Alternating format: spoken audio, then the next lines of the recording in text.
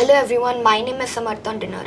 I'm 11 years old and like many of you, I have a lot of big questions about life, school and how we can be our best selves. Today I'm so honored to be joined by a very special guest, Mr. Nitesh Gaur. He's an author and the founder of Avanti Schools Trust. He spends a lot of time thinking about how ancient wisdom like the Vedas and the Bhagavad Gita can help us live better lives today. Mr. Nitesh, I've heard you say that the root of education is to draw out what's already within us. That sounds like a pretty cool way to look at school. Thank you so much for being here to answer some of my questions from a kid's perspective. Thank you, Samarth. Great to be here with you. I've learned that the Gita means song. If the Bhagavad Gita is a song, what is the main melody or message it's trying to teach us? Oh, that's a great question. One I think that you might also have an answer to, because I heard you know the Gita pretty well. I think the idea of Krishna speaking the Gita, or the idea of it being Krishna's song, the Bhagavad Gita, is like a song might call somebody to them. And in many ways you can think about the Gita like as Krishna calling us to him. So that's like a real simple way of understanding how somebody might, in this case Krishna, call us to him. Thank you.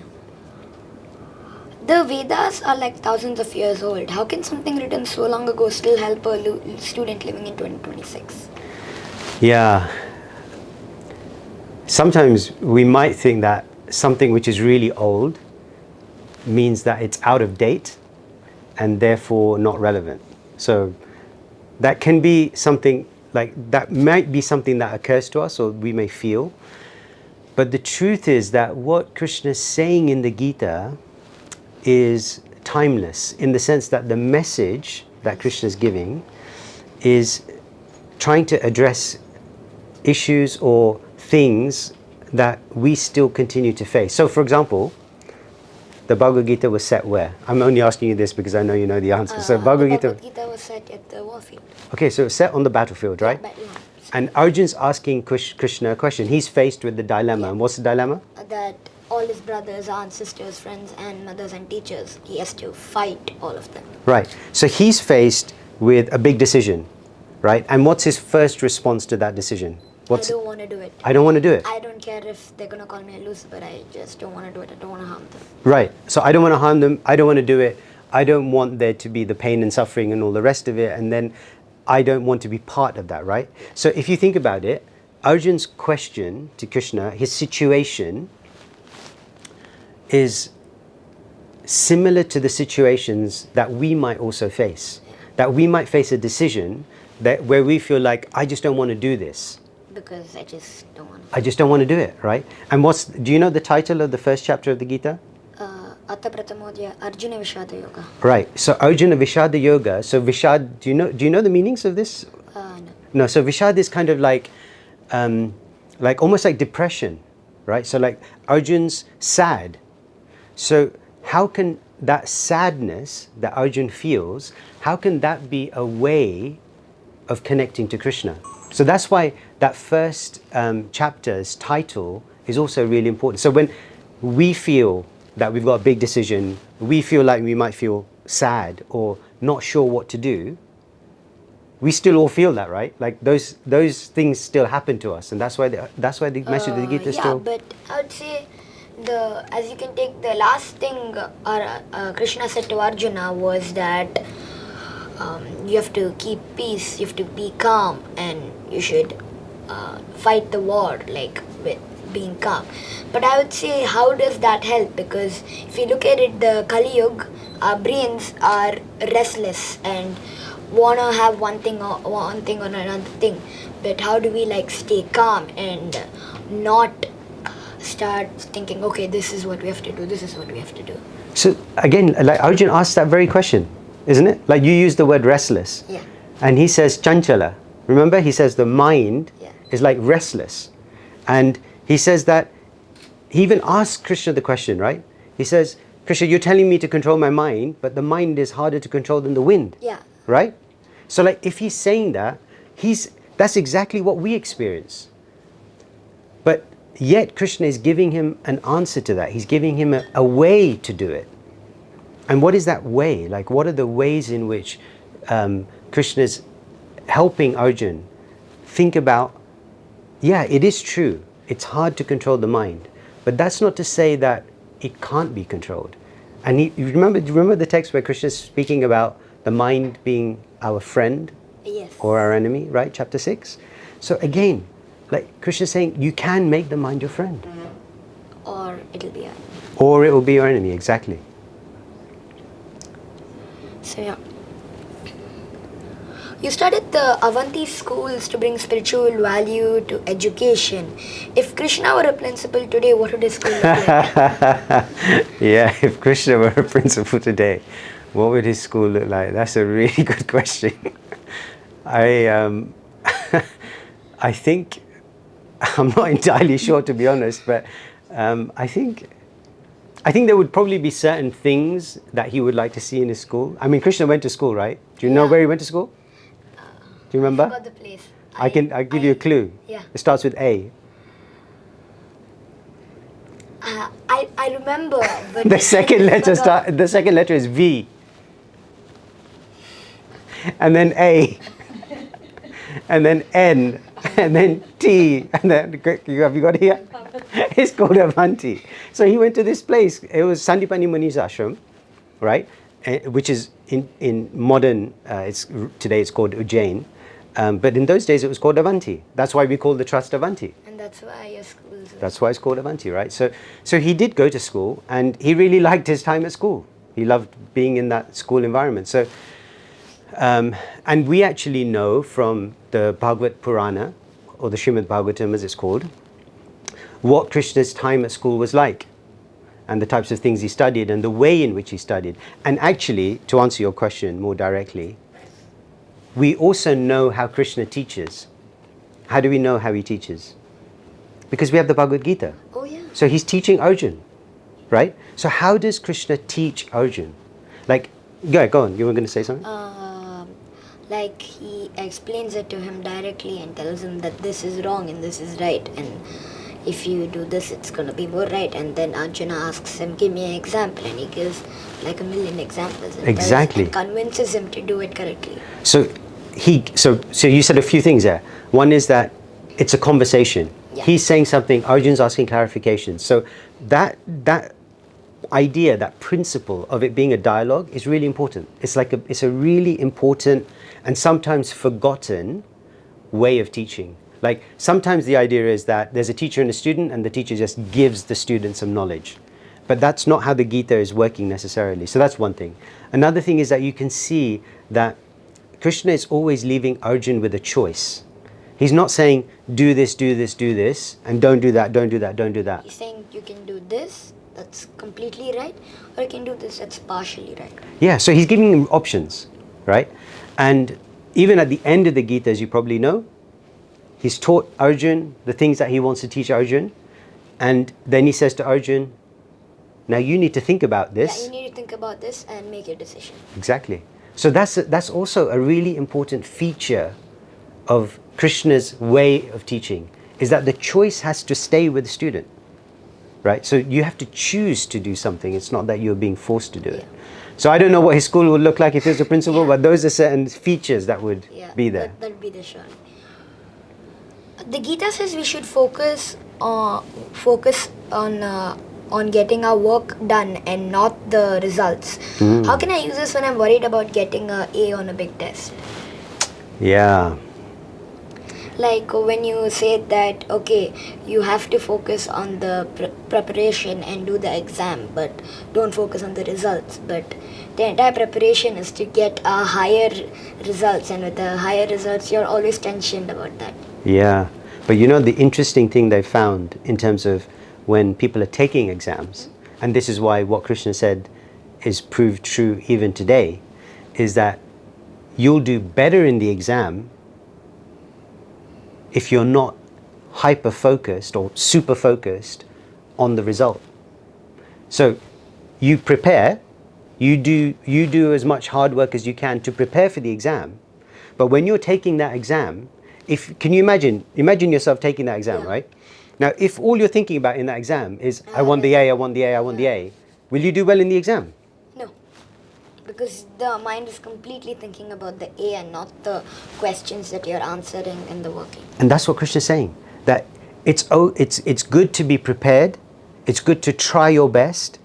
That's what we should do. That's why he says, be attached to doing your duty, but not the fruits or the results of your duty, right?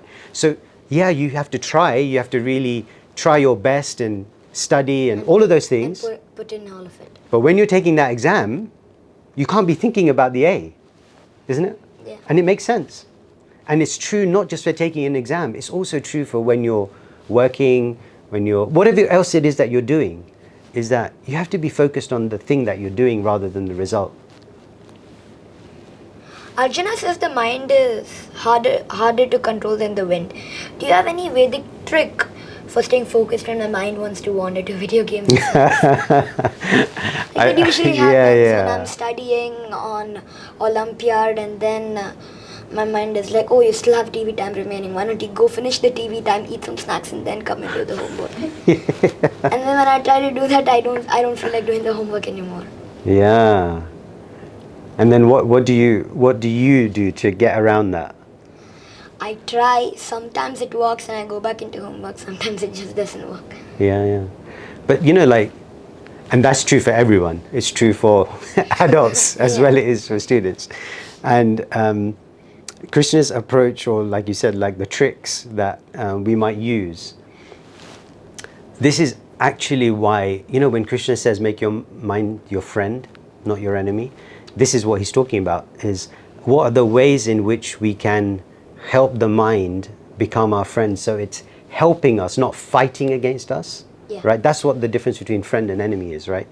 That if we're constantly fighting our minds, saying, no, I want to do this, then it tries to go against you because it wants to become your enemy. But if you support it, but if it's still doing the wrong thing, you support it lightly and try to convince it, like how Krishna convinced Arjuna, it can slowly start being your friend and you can listen to it, it can listen to you. Exactly. And do you remember anything from the Gita which might give us a clue as to what Krishna means by that in terms of how to make the mind a friend?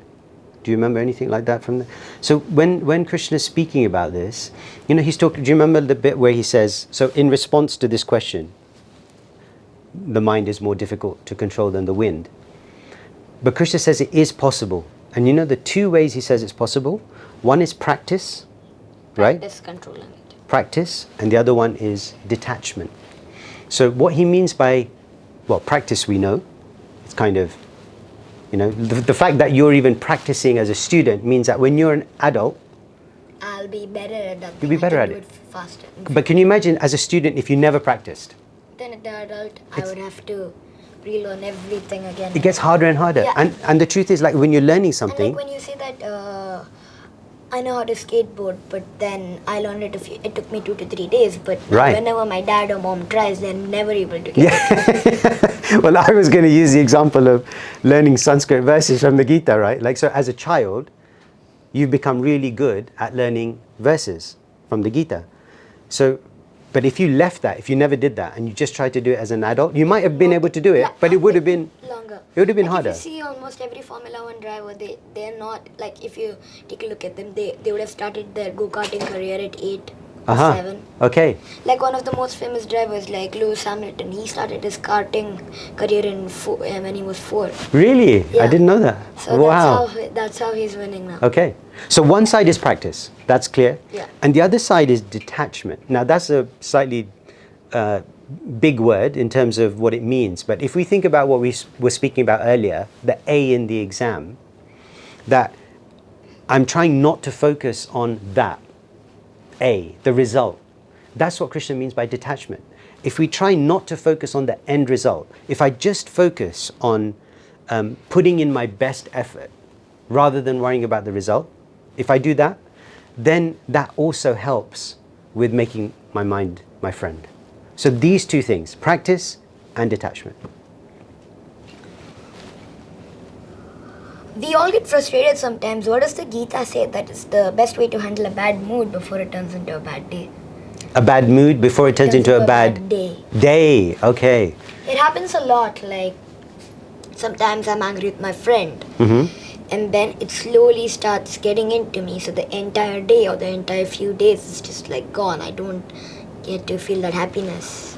That's a really nice question. So the approach or the method that I really like from the Gita, it's one of my favorite methods, is when Krishna is speaking about the gunas. So he's talking about sattva gun, rajagun and tamagun, right? So you mentioned this example of being angry at a friend, Yes. or something that somebody said.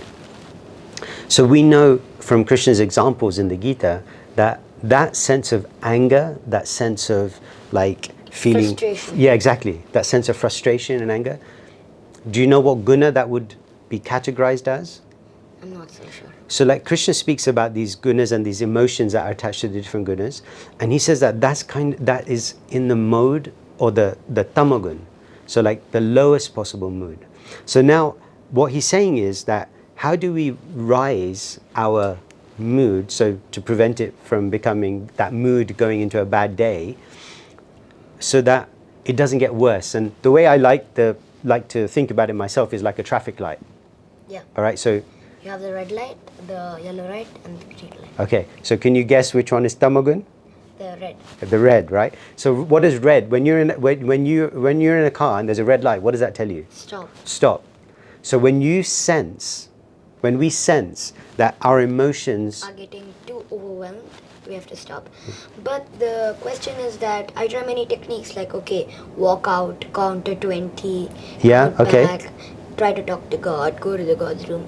But even though you walk out, you still have that anger in your head, and when you try to stop your brain, as you said, you have to practice our brain, but Yeah. it leads to that point that I'm not able to do that. But as you said in the earlier points, that we have to train our brain, so it comes from there. See, you're saying that you're not able to do that, right? Yes. But but the thing is that you're not... Yeah, go on. But what happens is, after that, I forget it after a few days, and then it just doesn't occur anymore.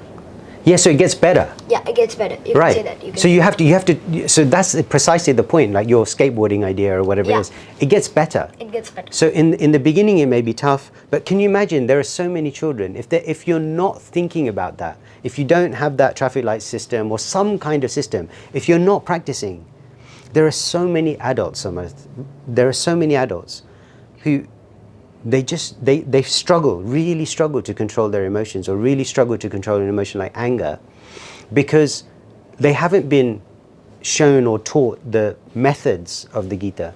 So for them it's even harder. Yeah. Arjuna was scared on the battlefield. What is the best piece of advice Krishna gave him to help him find his courage? You know, in many ways, he wasn't scared like a coward is scared. He Yeah. wasn't scared for himself. He was scared for his relatives, his aunts, and everything. Yeah, exactly. He was scared for them. So he didn't need courage for himself. He needed courage for them. Yeah, he needed courage to do what his duty was, even though his duty was so difficult. So the way that Krishna helps convince him to do his duty, there are many arguments that he gives, but one of the arguments that I really like that he gives is that he says to Arjun that, look, you are saying that you don't want to fight this battle Yeah. because you think that you will not be able to enjoy the kingdom Yeah, you won't be able to enjoy the kingdom because After you've you have won. killed so many of your friends, relatives, aunts, teachers, Exactly. gurus, and everybody. So what's the point of the kingdom? So yeah, exactly. So he won't be able to enjoy it. But Krishna says, I'm not asking you to fight so that you can enjoy the kingdom. I'm asking you to fight to tell the world that the Kauravas are doing bad and we should not do that. Exactly. I'm asking you to fight because it's the right thing to do. So that's a very different way. So like of thinking about the situation. So when you come to a decision in your life and you're thinking, should I go left or right? One way to think about that decision is to say, which one will I enjoy more, left or right? But Krishna is saying, don't think about it from the perspective of which one will I enjoy more.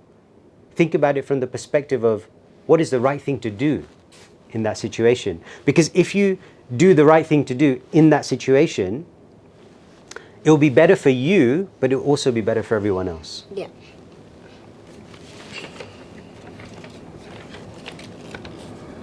You recently spoke at the Oxford about consciousness. How would you explain what the soul is to a my friends at school? I really like this little test, okay? It's not a test, it's a little exercise, yeah? So if I ask you, you can be the demonstration here for your friends. So if I ask you, point to your leg, I will point you. okay? If I ask you to point to your arm, I will point you.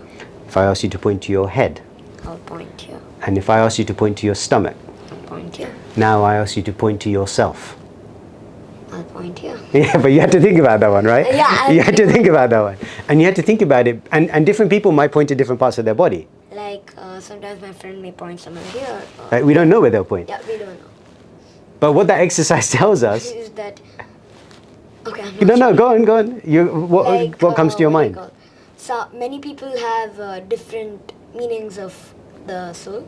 Yeah, okay. So and somebody may not even have that meaning of a soul, Yeah. right? Somebody may not have thought about What is the soul like? what is the soul? Yeah, what is the soul? I have a heart. Exactly. So when we're speaking, we say, this is my leg, this is my arm, this is my head, this is my stomach, this is my me. No, we don't say that. Yeah, because once I was talking to my friend about the soul. I was like, where do you think the soul is? I pointed here. He's like, no, it's over here. Right, exactly. Then we were in a small argument and then then we were like, okay, fine, we really don't know. We asked Google. Google is like, it gave maybe here, maybe there. So like, we really don't know what to say. Google doesn't know either. Yeah. Okay. So, but the point is, regardless of where it is, you still feel That, like you are you. yeah, I'm me and I can't be anybody else. Like, You're not me. Yeah, or I can't be my best friend. Right. I'm myself. Right. So that feeling that I am who I am, Yeah. that feeling of what science calls consciousness, or what the Gita can refer to the Atman, or whatever, however you want to describe it. Yeah. But that sense of me, that is the soul. That's the Atman. Like we have a subject called wellness that helps in surrounding about us. We had an entire topic about I'm myself and I'm nobody else. Ah, yeah, okay, exactly. Even if I have a twin sibling, he's not me. Right. My brain is different. His Right. brain is different. Our fingerprints is different. And do you remember in chapter 2 of the Gita, Krishna gives Arjun an example, and he says that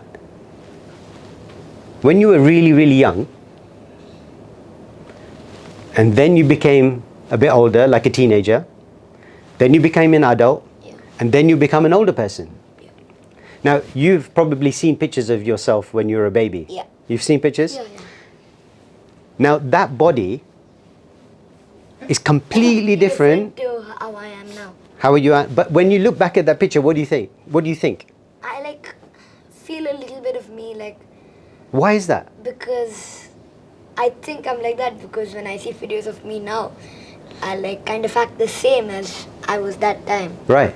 And do you know all of the cells in the body change? Yeah. Right? Yeah. So there's nothing that's the same about your body Yeah. then than is now. Yeah. But yet, But your soul is the same however old you are. so that's what Krishna is explaining in chapter 2. Like in second grade, third grade, I was really naughty. I tried to change.